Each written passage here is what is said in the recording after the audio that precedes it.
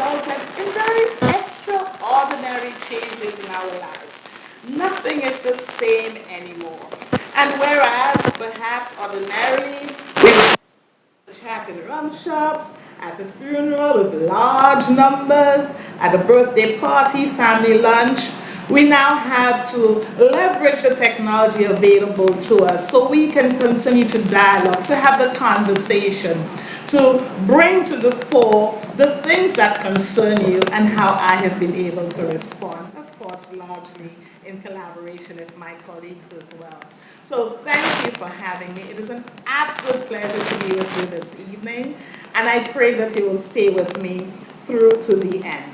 Why are we doing this? We're doing this because we are all so very busy, and there are so many different news outlets, so many various forms of relaying news and information that whereas so much is done on Facebook or through the traditional media, Creole news, radio, television, we understand that for us to reach different demographic groups, different parts of the population, different geographic groups as well, that we need to engage you as broadly as we can.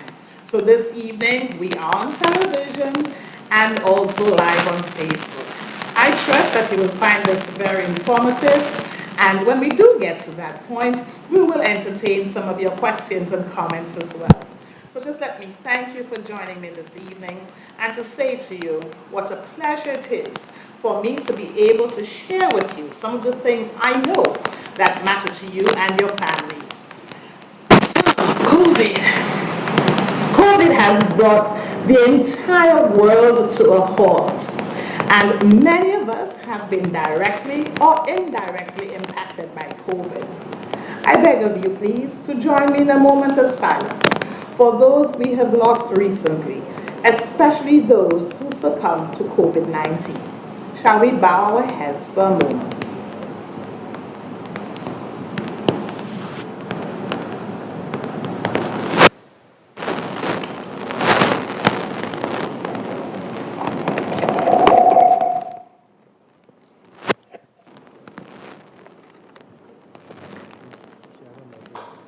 And we pray especially for those who continue to mourn the loss of their loved ones.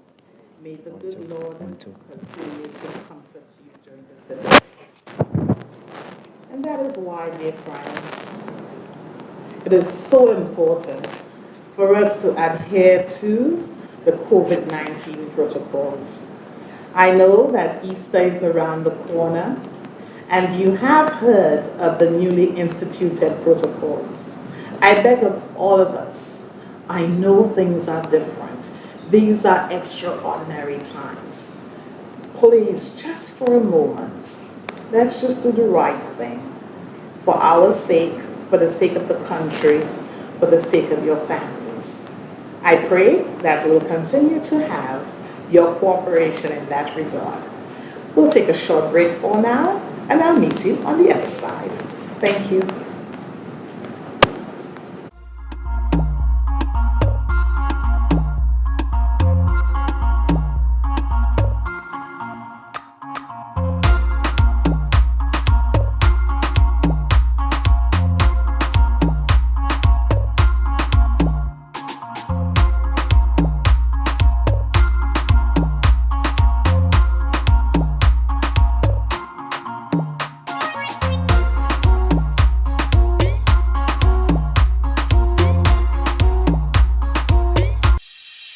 My MP said that we would have a new wellness center.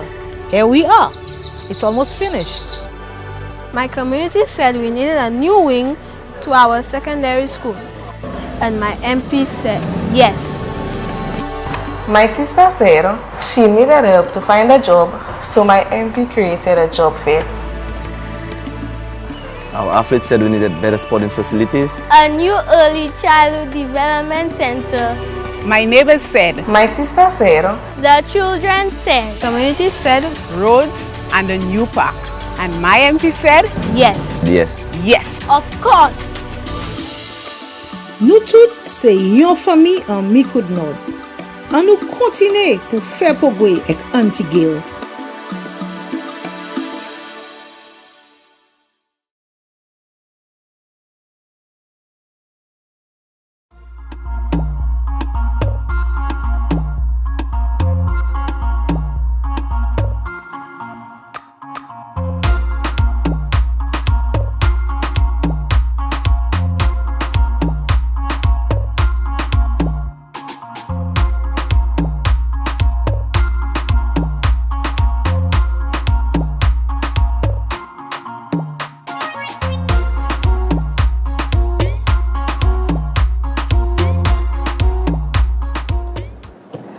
Thank you so much for staying with us.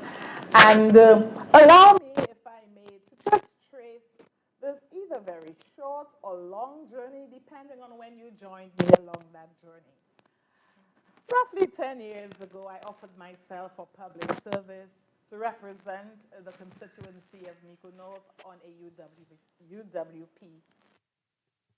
And I remember the early days so clearly, especially the many conversations that I had with elders, with young people, professionals, sportsmen and women, fishermen, farmers. Every sector was touched, and I relish those conversations.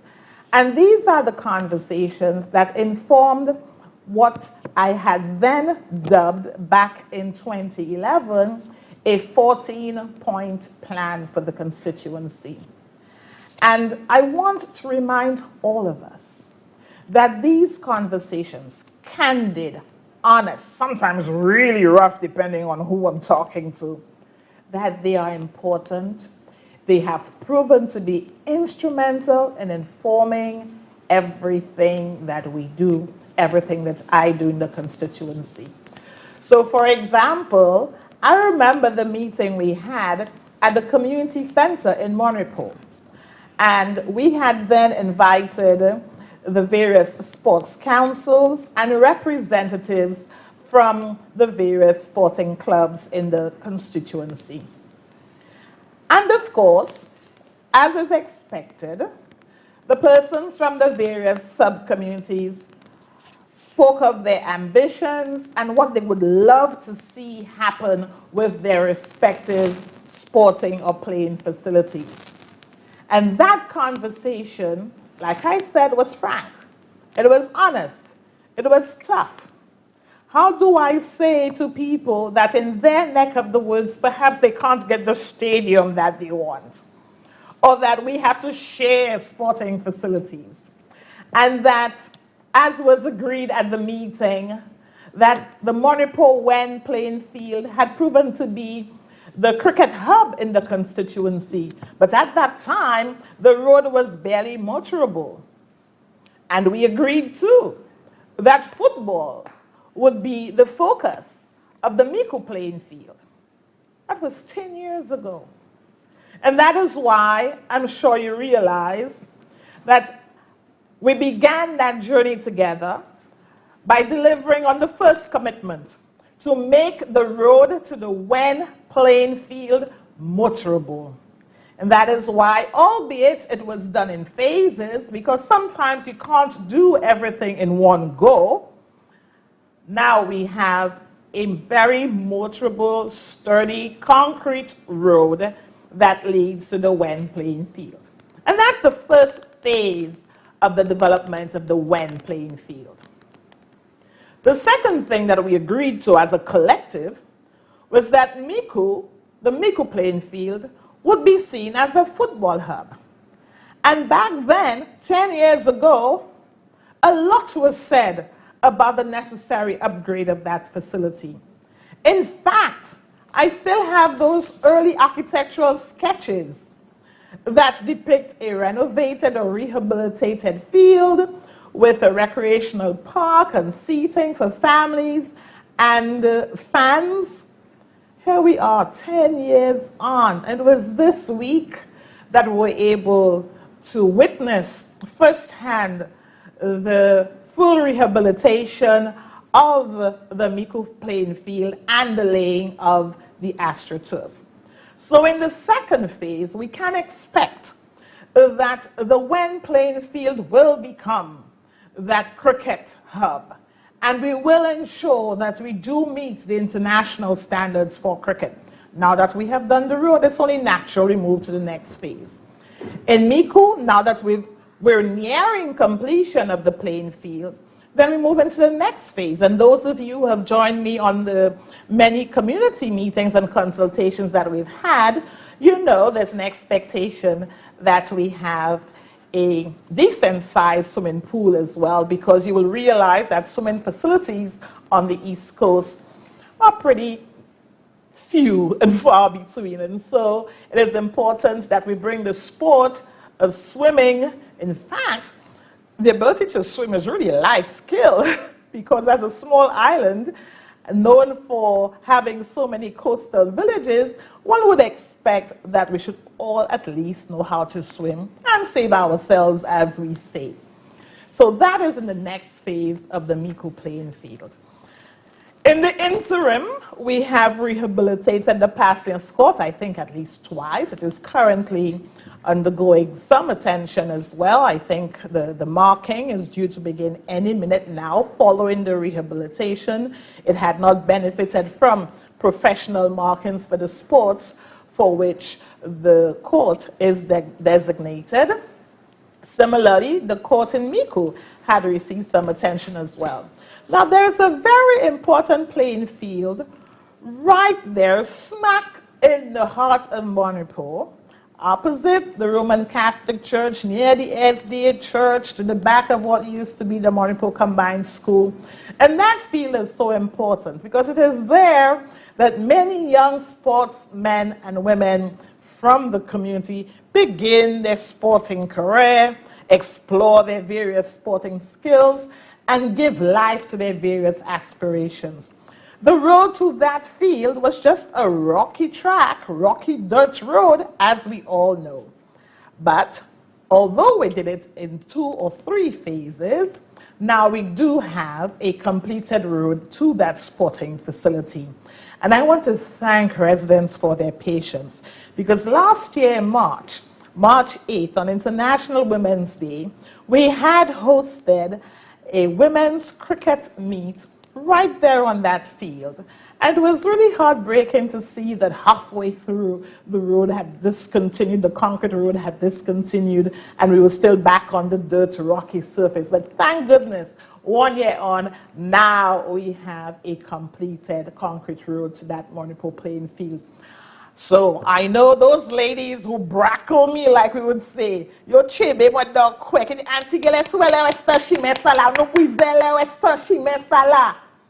Thank goodness, here we are. And I would have loved for us to return, because that was the plan, for us to return in March of this year to commemorate International Women's Day with a cricket match, because so many people had enjoyed it that we thought we should make it a staple of International Women's Day.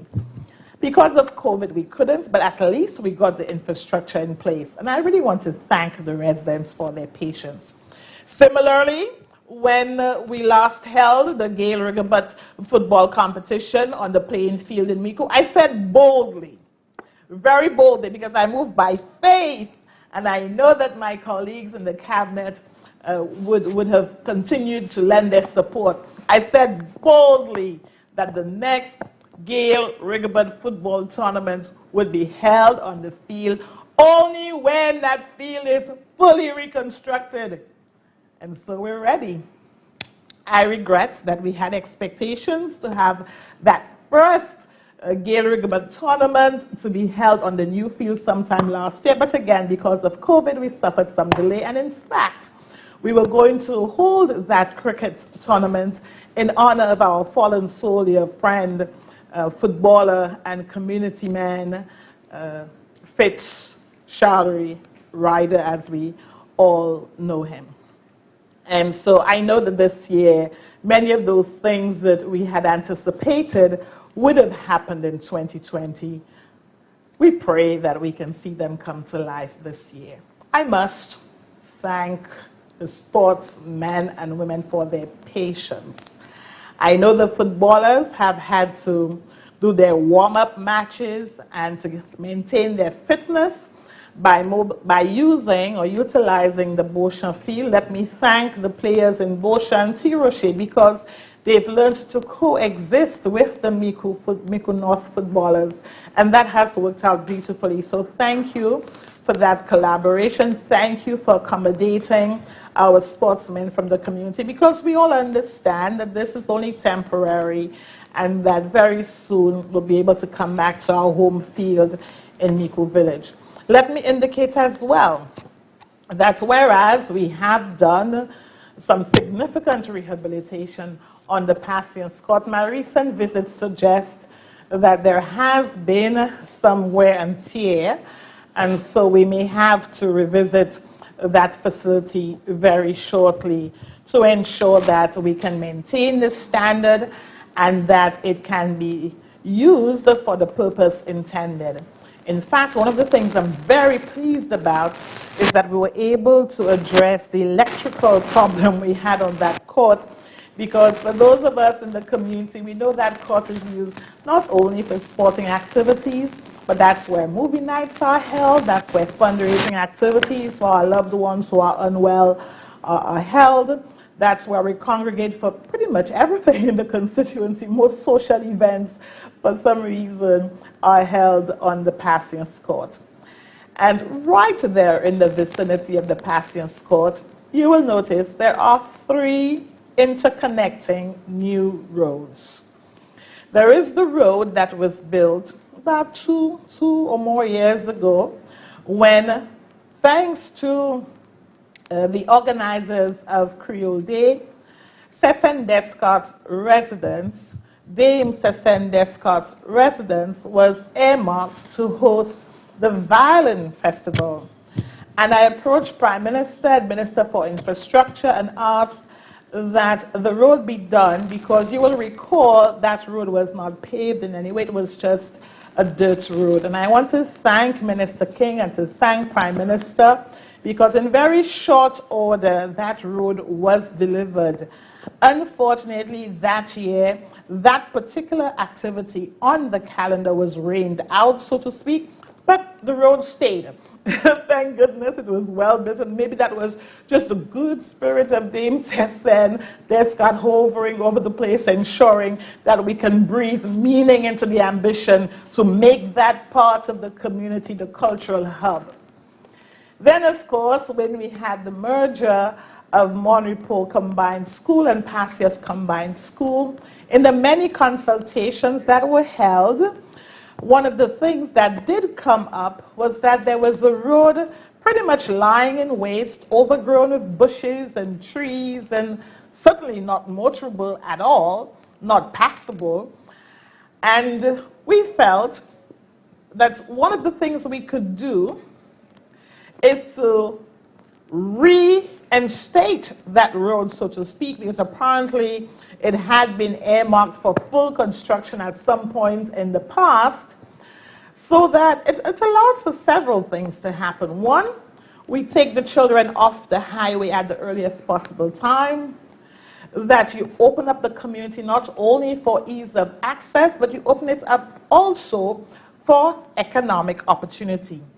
And of course, to top it all off, we have the new access road to Passias, Cecen, Vietnam, and the new wing of the now merged Monrepo Passias Combined School.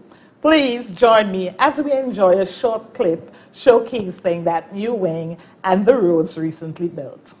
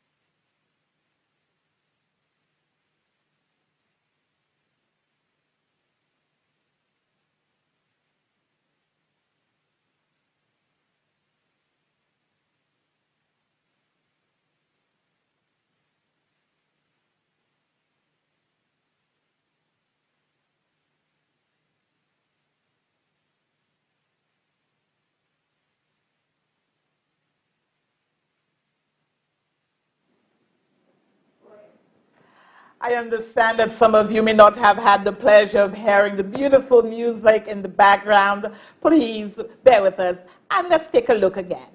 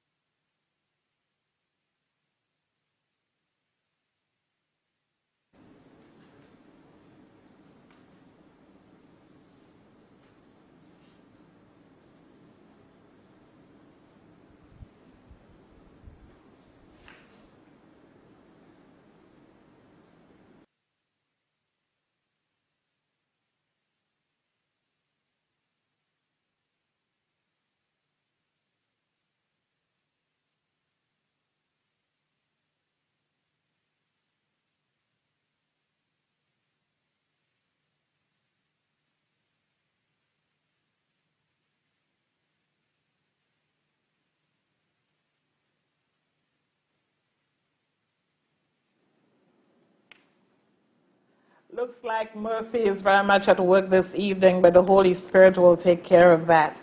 I have with me in studio this beautiful young lady from our constituency in the person of Hannah Ferdinand.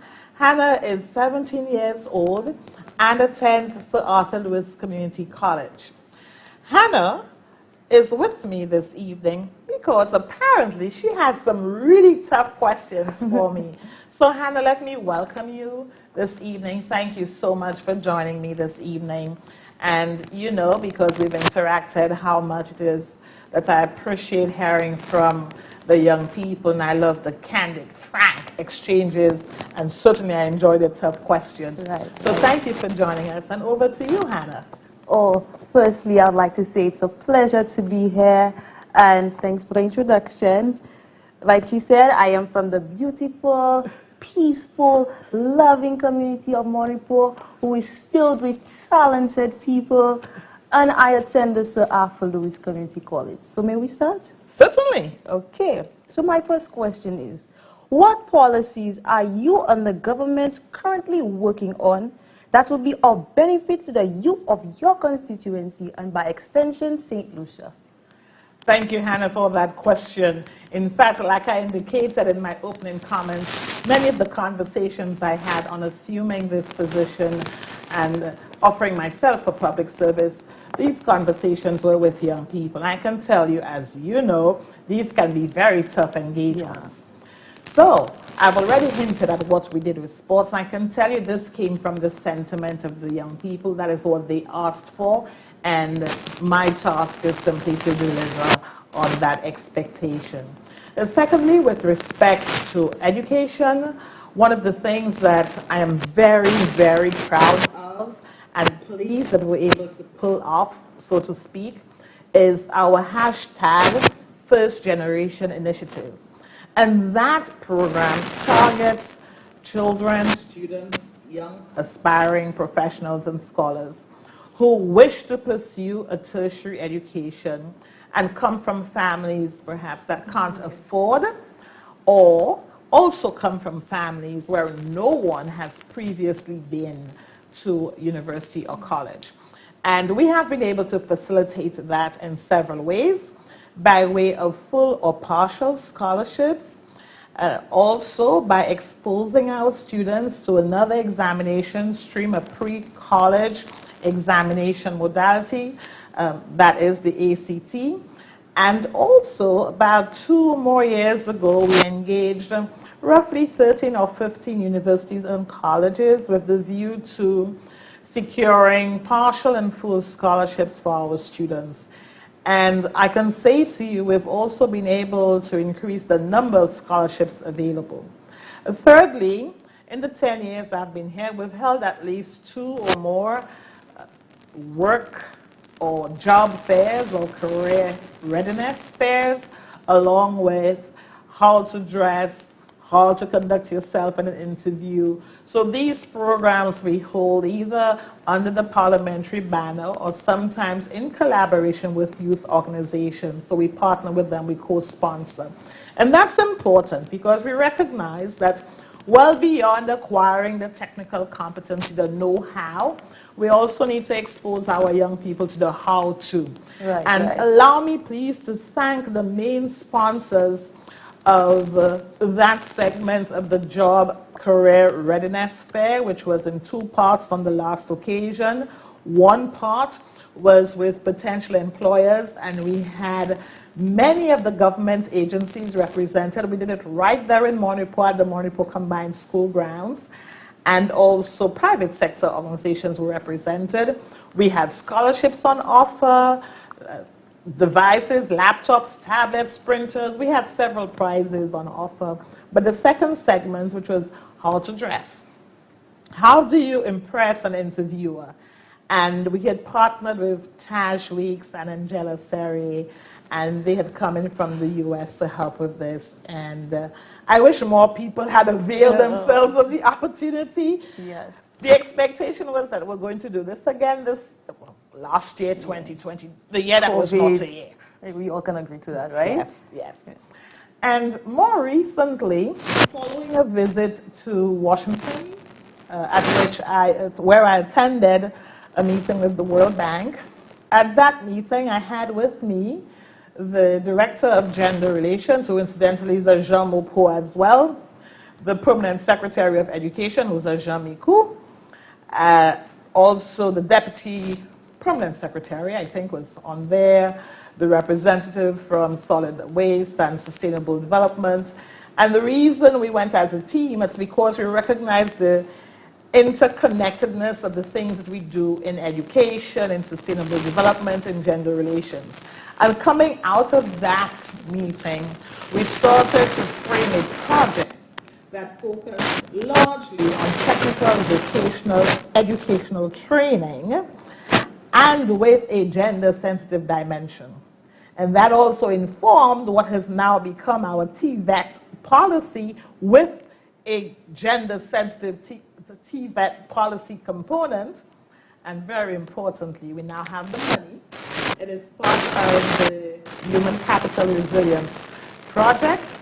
And in time, you'll hear more about it. And I'm hoping people like you, given that your area is hospitality, which falls smack within that frame, that someone like you can benefit as well. Right.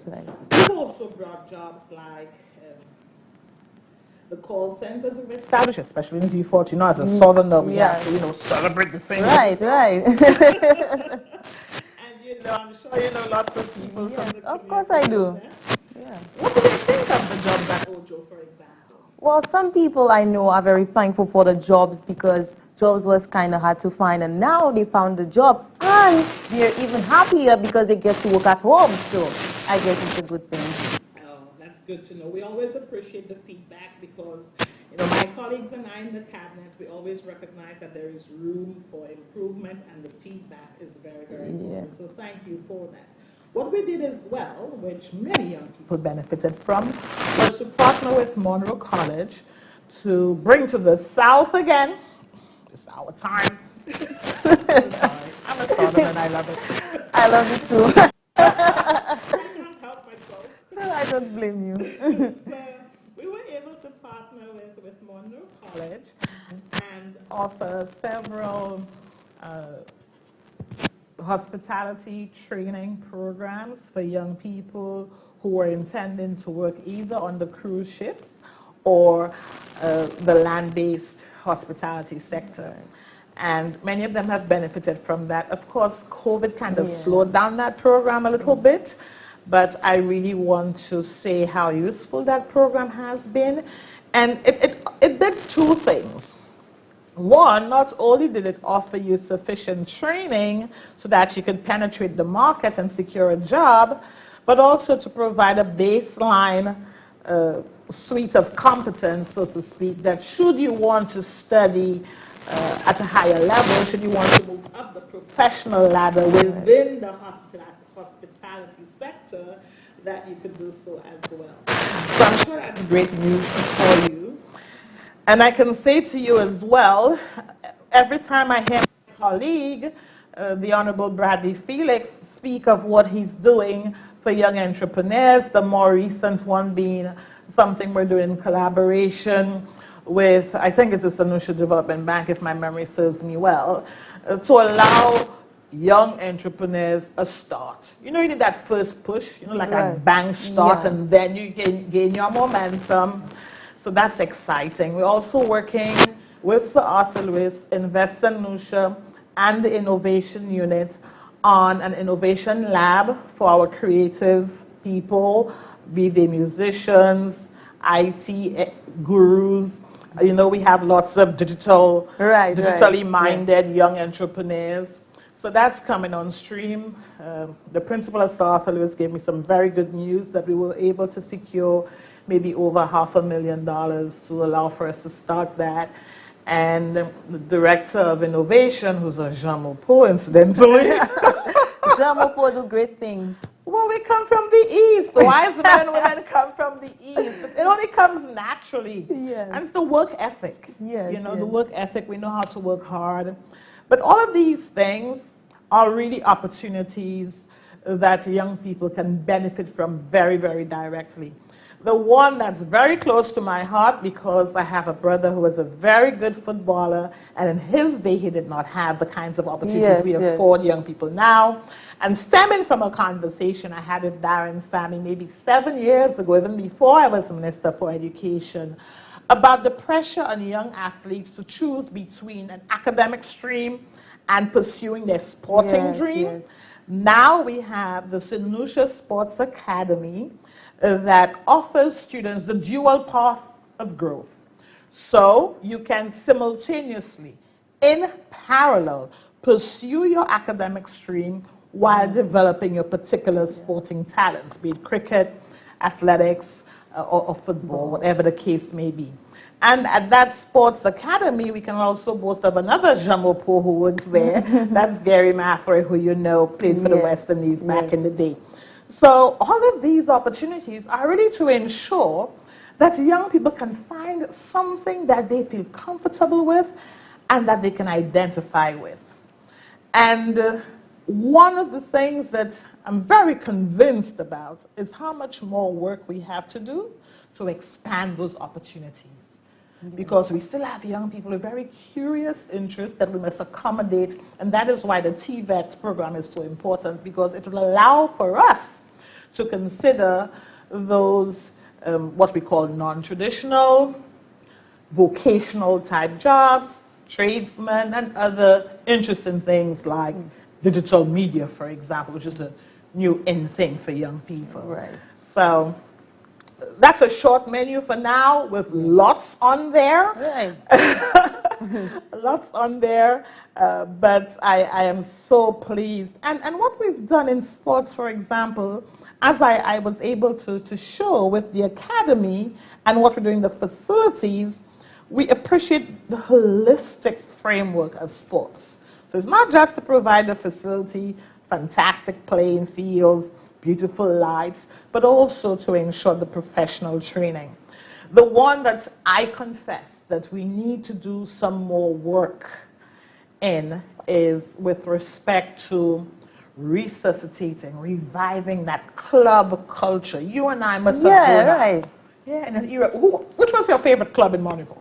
Monaco, well, I was always between Gas Street or Prale. I couldn't pick, but Prale was always winning. Don't let the guys from PYO hear you. Well, I was Prale because my uncle played and he moved to Gas Street, so I was like I tried to sit on the fence, but you can't. You can't. You've got to choose. But Prale been the reigning champion, so I give it to Prale. Yes, they did well in cricket this year. The first game I don't of follow the cricket, T10 cricket tournament was held last year, and they did really well. They emerged victorious, and they were so happy about that. And I'm very happy for them too. But I grew up at a time when we had Hurricane, Hot Ice, and let me tell you, when these two clubs were playing, the whole village, and that's when I first learned the phrase, si on dit fait pour yon ville là, là pas des pièces mon pour ten So much fire. and that literally there was this mass exodus from the village to the highway for everybody to watch the match and then everybody go back after the match. Wow. And people always say, oh, si on dit fait pour yon ville là, pas des pièces mon pour ten. And we want to go back to those. Yeah, those I would like days. to see that. It was very exciting. There's no more excitement, no more entertainment. Yeah, We need to I do look that. forward to that. Yes. Yes. Yes. Okay. Certainly. So, question number 2. Given the fact that COVID has negatively impacted the education system, the most vulnerable students in particular, by that I mean those who have limited or no access to the online platform or devices, what plans does your ministry have to cater to students who have fallen through the cracks? That's a loaded one. A loaded one. So that then allows me to add to the menu that I had started with respect to what we're doing for young people, because our students are also young people. Right. Many don't know this or realize this, but we had started very ambitiously and in a very focused way to ensure that we leverage, we utilize, we infuse, we integrate the new technologies in the learning and teaching experience. I said it in my first meeting with the principals, in my first meeting with the various stakeholders. I did indicate very clearly that that was going to be done. And I must say that I came into the job with that burning desire to do that. Because much of my PhD, my doctoral research, was in the area of technology and development. And one of the areas that I had focused on while doing my various topics of concern was e-education in St. Lucia in particular.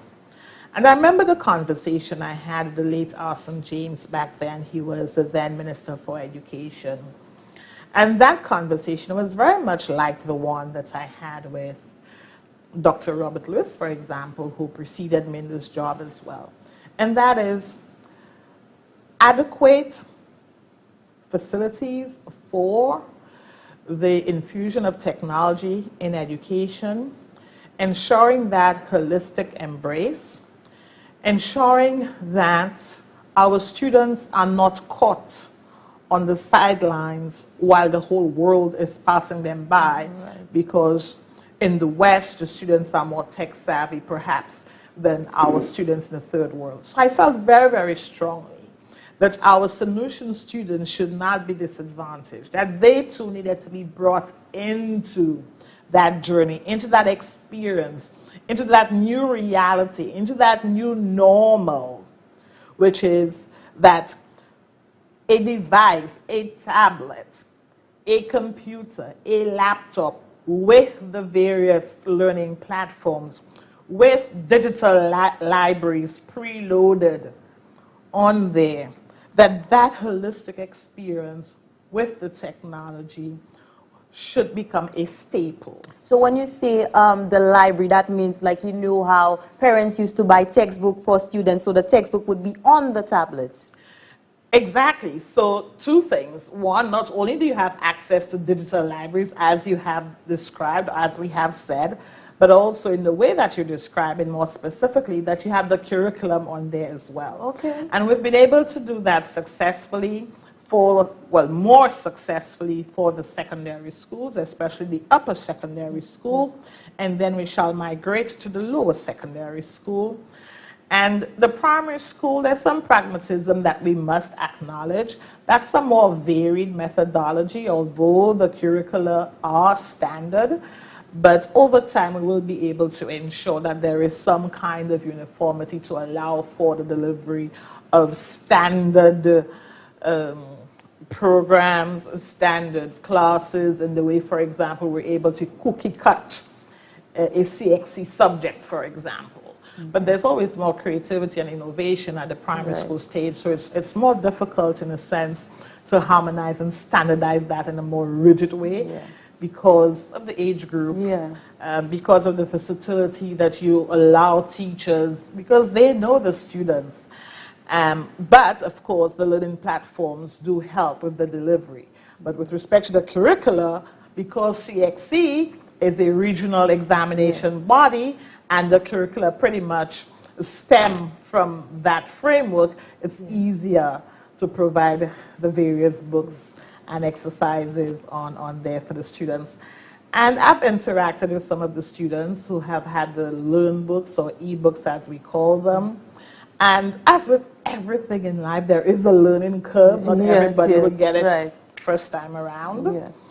But two things I want to celebrate today.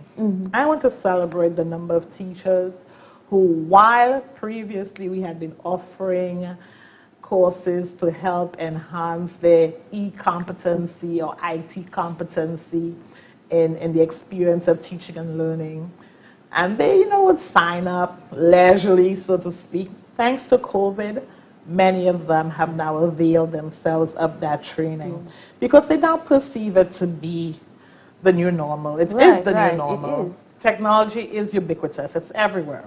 ATM machine, the supermarket, wherever you go, you're surrounded by it. In your home, your WhatsApp, your family's overseas, you live chat, you do all kinds of things.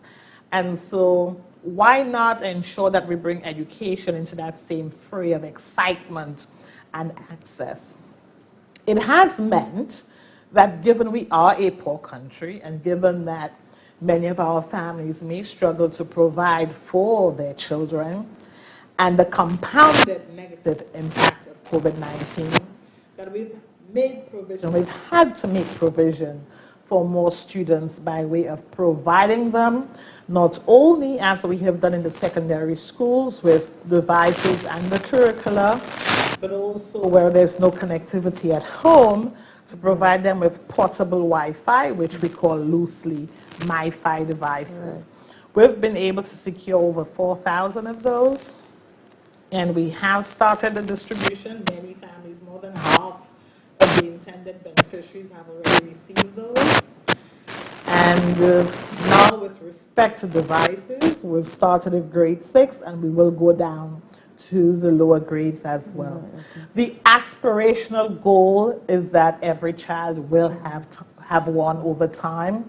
The aspiration must be that. Like every child has an exercise book, the day must come when every child is equipped with a device. It's not a luxury item, it's a staple, it's a must-have. And we continue to mobilize resources so we can satisfy that aspiration, but also a dire need. Right. Okay, thank you. So speaking on education, now that the nation is being vaccinated, will the ministry make it mandatory to students for the reopening of school?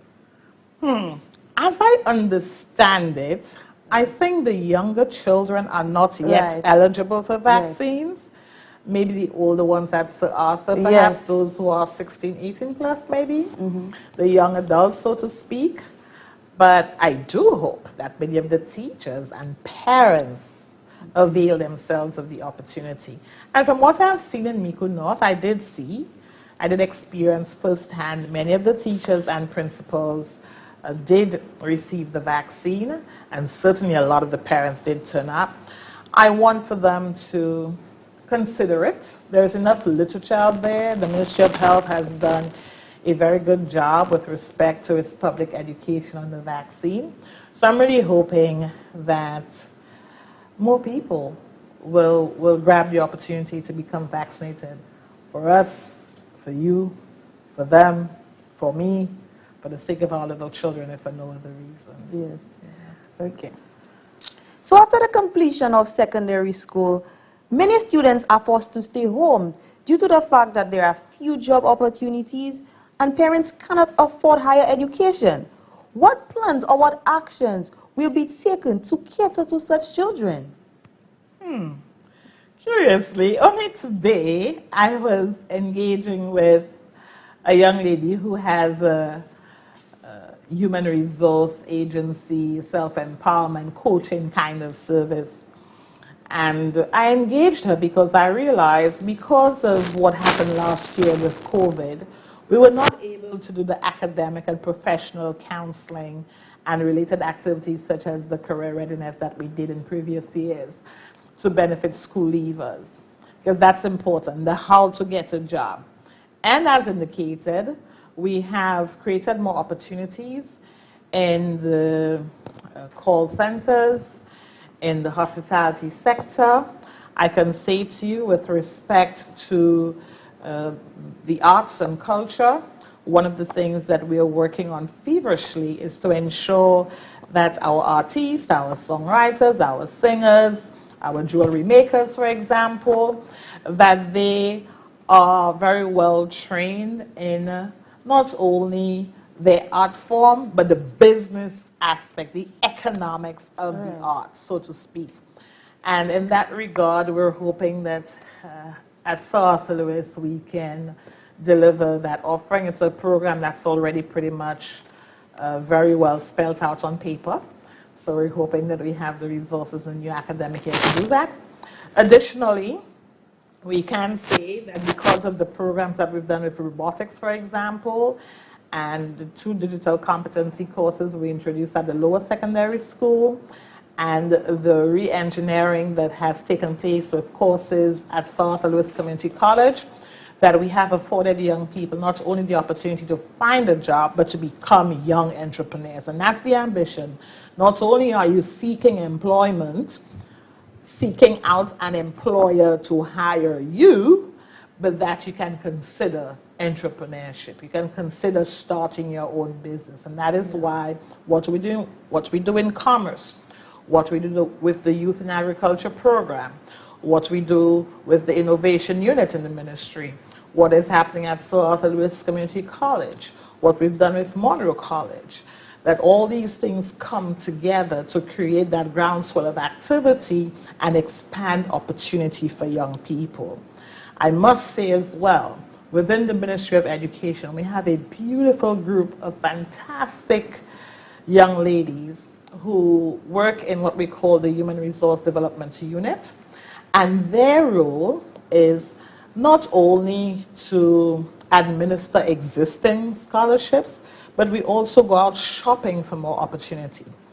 We also engage young people who are desirous of studying as to, what they should consider, how they should go about doing it. For example, one of the things that concerns me, very often students go out there, choose a country, choose a university, and then come to the ministry and say, can you please finance my program? And I beg of them, let's do it the other way around. Come to the ministry. Let's see what's on the menu. Let us see what most closely resembles what you really want to study, like we were talking about the other day. And then fish from what we have within and see whether we can afford you that path to realizing your dream. So I really do want to encourage young people who do want to go away to study, that you come into the ministry and engage those fantastic young ladies, and they will guide you. They will guide you not only with respect to what you can study, but where you can study given the scholarships that we have on the menu. So, there's a lot on offer. One of the things that we did as well recently, and it is something that has been happening, but we recognize that it needs to be more structured, that there needs to be more better governance structure for it, and that is in the area of sports scholarships. That many of those scholarships are partial scholarships, and I can speak for the people in my community in particular. In many respects, we've had to find the resources to match what is on offer, and we realize that there is a gap, an expectation gap, between what perhaps the young sports scholar was told or offered and that which obtains when the person gets overseas, and then you realize, ouch, we have a financial gap here, what can we do? And so, whereas we're always happy to help, it's one of those areas that I'd like to see more structured. And in fact, 2 months ago, we had a meeting with the Ministry of Sports, and the team presented to Cabinet one of the ways in which we can correct some of the issues around those partial scholarships, especially the sports scholarships. And I was really excited to see what's on paper, and I'm sure the young sportsmen and women will be glad to know what we're working on for them. Okay. There's a lot more, of course, but I'm mindful that you want to move on to something else, but I'm happy to talk about what we're doing for young people. As we on the topic of sports, let's talk sports, my fave. To my understanding, all the football matches from this constituency will be at the new sporting facility in Mico North upon completion.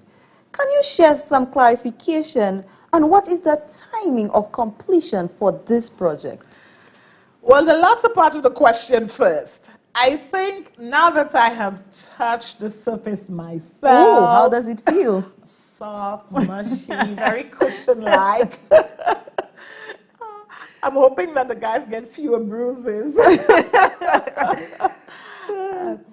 But I am more confident in saying that certainly we are nearing completion. Okay. They were drawing the boxes. Oh, yes, today. I saw them today while I passed. Yes, so that's exciting.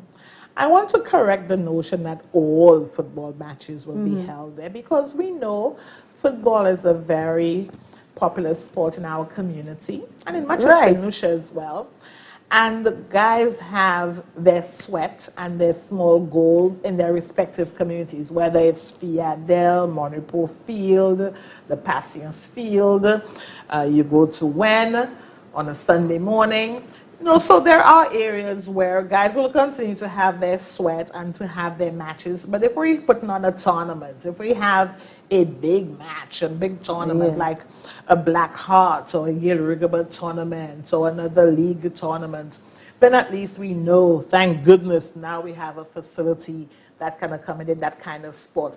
And the ambition, similarly, for cricket is that when it comes to cricket, whereas guys can play cricket in their neck of the woods, when it comes to an official match, then when will become that designated space. Okay. Well, thanks for clarification. I'm sure the young footballers are so excited. Oh, very concerned about that. Yes, they were. So, as we all know, your opponents in the coming general election, Jeremiah Norbert, is currently recovering from injuries from a serious road accident. Do you have any words of encouragement, or do you have any message to send his way? Three things. This was a dreadful evening for the community. Yes, it was. It was a horrible accident. Nobody wishes for this to happen to anybody. And I must say that when I joined him and the family at the hospital, it was a very moving experience. And we did what people in Mico North do. I did what I have done as MP for the past 10 years. Be there and do that which is necessary. And I want to thank my colleagues as well, because when I reached out to them, whatever it is that was required was on offer. And I really appreciate that. I continue to wish him well. We have been praying for him as a community. Yes, we are. There was at least one church service held, and I attended that as well. But in our quarters, in our private spaces, as one community, we continue to pray for his speedy recovery. And it tells us that, you know, life is so fleeting, so volatile. We're so vulnerable. And as Jean-Mico North, nous l'appuyons a lot. And that is why the theme that, the umbrella theme for this year's re-engagement of the people of Mico North is nous tous sayons famille à Mico North. Nous tous sayons famille. Right. And if there's anything that resonated with me, it was that we are one large family in Mico North, and politics will not divide us. Right, right. I like that one. But I continue to wish him well. Yes. I feel like after that speech, I was motivated. So finally, maybe you can speak to our youth about the importance of going out to vote. Oh, yes. That was a lovely ball. Why is it important to go out to vote? I recognize that we all have different interests and we come from various family settings, and we perhaps have residual reservations about voting, and some families, you grew up in a space where it's automatic. You just know and understand that you must go out to vote. It is important to vote. And I want to say right after that the exercise of your franchise, that ability, that freedom, that privilege, that right to vote does not begin and end with voting in the exercise of your rights as a citizen within our beautiful democracy. And by that I mean, while I want to emphasize and encourage young people to go out there to vote, to have a say, to participate, your participation continues throughout. So in the way, for example, we continue to have career fairs, engagements with the young people, meetings regarding maybe what is happening with when we had the consultations with the Monaco Patients parents because we were considering the merger, when we had the meetings regarding the construction of the Miku Wellness Center, when we had the community meetings in Pali with reference to what's happening with the CMOS farmers and designation of space on the open water, when we had the meeting in Pali about the construction of the new road, or the field and fencing of the field in Pali, etc., that your continuing participation is very, very important. When young people meet me, wherever I am, in whatever social space, or when they come to the constituency on constituency office days, you know, that continuing engagement is what I want to underline. So whereas I am compelled to say it is important for you to go out to vote and to choose someone who best represents your aspirations, the aspirations you have for yourself or your family, that person who presents you with the better opportunity to move from one level of development to the next, it is important to maintain the engagement. And in that regard, therefore, go out to vote, have your say, because what you see before you can only happen with your partnership, with your endorsement, by ensuring that you have the right party in government to deliver to you and your family. So I'm sure in a subsequent show, Hannah, you and I will go on a tour of the constituency, and we will see firsthand some of the fantastic work that has been done, and we can use some of that to convince young people to have a say, to participate, and stay tuned in. Okay.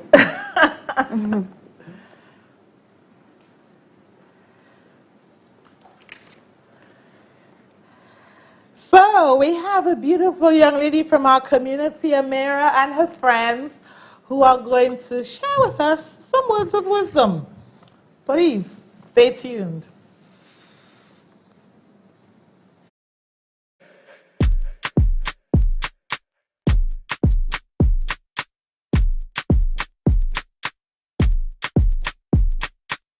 Hi everyone, I'm Amira Sere and I'm a student at the Monaco Patients Combined School. I'm in grade 6 and my teacher is Miss Stanislas. My favorite subject would be math. I don't normally like it, but my teacher makes it finds a way to make it fun. I also love the positive quote she put up all over the walls. It reminds me to keep going. Also, the new wing is very impressive. The balcony is very large. So at break time, I can eat my snack and, go for a nice little walk. I also like the size of the classroom, so I'm not sticking on anybody because, 6 feet apart. Before, it was a rocky ride coming to school when I normally take the bus. But now, the drivers don't have any complaints now that the district rep fixed it. Before, it was like a rocky, stony road. A dirt road, but now that they fixed it with some concrete and nice tools, it's a smooth ride. I may even fall asleep.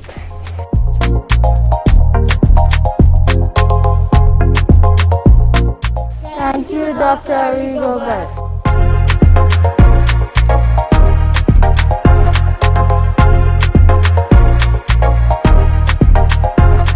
So, Hannah, thank you for staying on. It was my pleasure. Oh my God, I broke a. It was like a workout. These were some really tough questions, but I enjoyed the interaction. Yes. Now it's my turn to ask you. Ooh, I hope it's not hard questions. No. I just want to give you the opportunity to tell us a little more about yourself and what aspirations you have. Well, growing up as a young girl, my whole life I sang in church, I sang in school choirs, I represented my school singing. I always had that dream for singing, but I'm at a point in my life where I'm still confused. Do I want to use it as a career? But I also had the dreams of studying pediatrics, becoming a pediatrician. Wow. So that's it. Oh, wow, you've got quite a healthy menu there. And please don't feel forced that you have to choose. Yes. You can do all of these things. So you can continue with your singing career while you pursue your medical dreams or dreams of becoming a doctor, a pediatrician in particular. And I'm here to guide you along the way. That's what I do. That's what I love to do. I always say that my gift is I transform lives. And let's work together. Let's see where we can go from here. Yes, we can. And given that you already have an interest in medicine, perhaps you're the best person to remind people of the protocols and the importance of adhering to the protocols. Why not?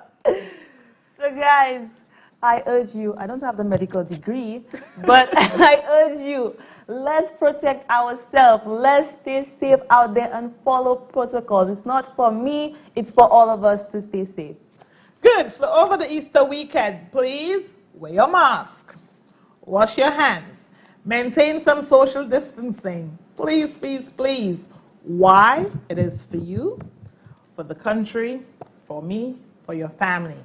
So we can all stay safe, stay healthy, and enjoy one another after COVID. We all want to be around after COVID-19 to return to the usual family get-together and hang out. So just hang on a little longer. Let's do the right thing for your sake, for our sake, for my sake, and for the sake of this beautiful nation of ours. Right. Jamie Kuna, we know what to do. Wear your mask. Thank you for joining me. Thank you so much, Hannah. Oh, thank you. And thank you for allowing us into your homes. I really enjoyed this. And may I invite you, please, to join us next Tuesday, same time, when we do a little more of this. We've got this.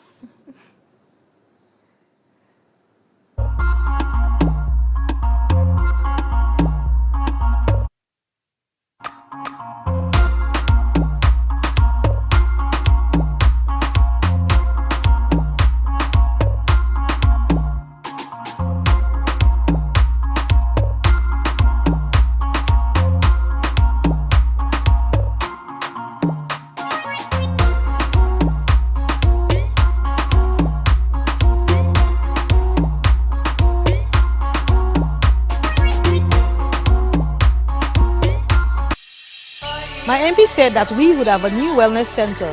Here we are. It's almost finished. My community said we needed a new wing to our secondary school. And my MP said yes. My sister said she needed help to find a job, so my MP created a job fair. Our athlete said we needed better sporting facilities. A new early childhood development center. My neighbors said, My sister said The children said, Community said roads and a new park. And my MP said, yes. Yes. yes. of course. Nou tout se yon fami an mi koud nod. An nou kontine pou fè pogwe ek Aunty Gale.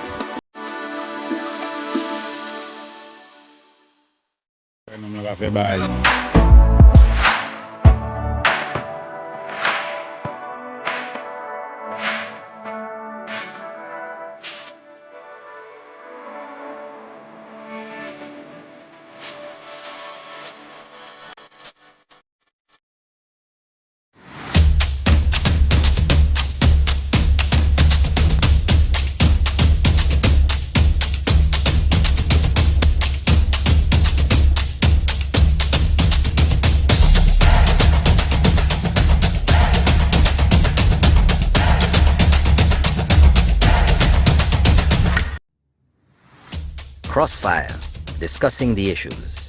Norbert Williams, Champagne, Dr. Secret, and Ring the Bell. Thursdays, 8 p.m. on Sky FM and GVD TV. Don't you miss it.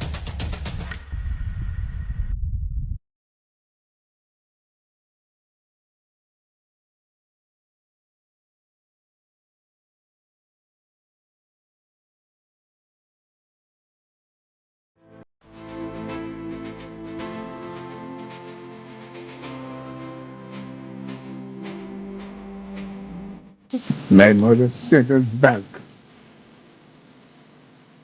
It was out of his purpose to give us something. Still didn't get it.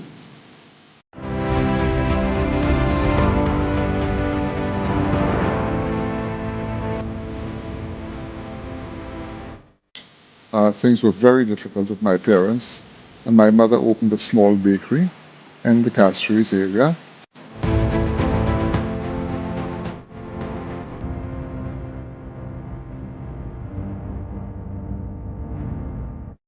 Because my father do everything he could do for me, not for himself, for me, personally. And from there, when I sit up my from there yesterday, and I just remember my mother and my father every day, how they take it so hard to bring us up. And I think from today there, I have 3 single children from mother. The mother asks for freedom, don't want that freedom, you know.